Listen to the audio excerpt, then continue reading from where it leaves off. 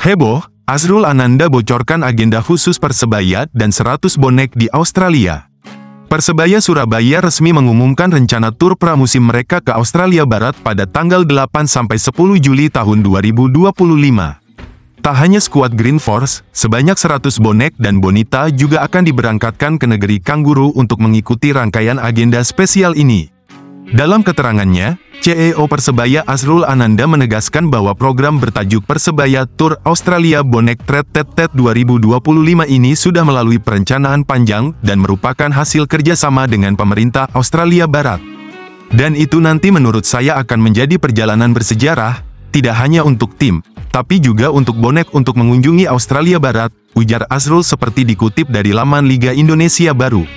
Salah satu highlight dari agenda ini adalah pertandingan persahabatan yang akan digelar di Samcare Football Center, sebuah fasilitas baru berstandar internasional.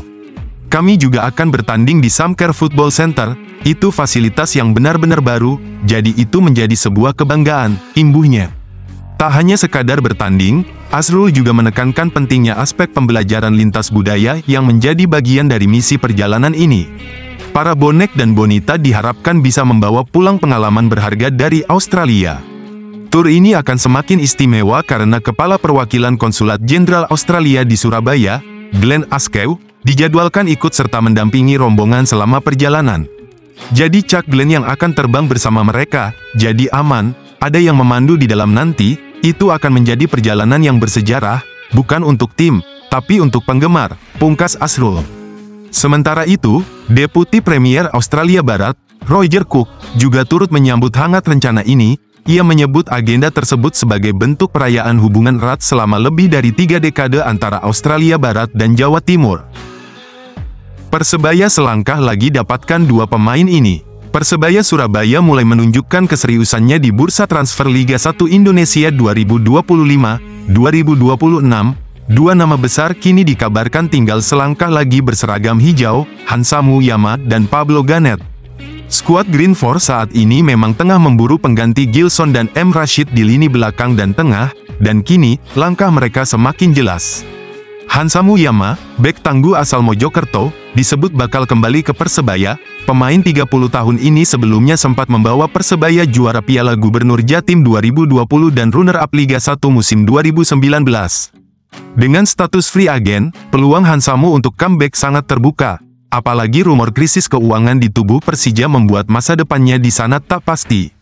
Jika transfer ini terwujud, Hansamu akan memperkuat lini belakang Persebaya bersama Kadek Raditya, Dime Dimov, dan rekrutan anyar Risto Mitrevski. Tak hanya itu, lini tengah juga bakal makin solid jika Pablo Ganet benar-benar bergabung. Sang gelandang timnas Gini Katulistiwa ini telah mengucapkan perpisahan emosional dengan klubnya di Spanyol, Merida AD, lewat Instagram. Unggahan penuh makna itu seolah jadi sinyal kuat kepindahannya ke kota pahlawan. Persebaya sendiri tengah menyusun komposisi pemain asing sesuai regulasi Liga 1 yang memperbolehkan 8 pemain asing, dan saat ini sudah ada 7 nama. Ganet diyakini akan menjadi potongan terakhir puzzle asing Green Force.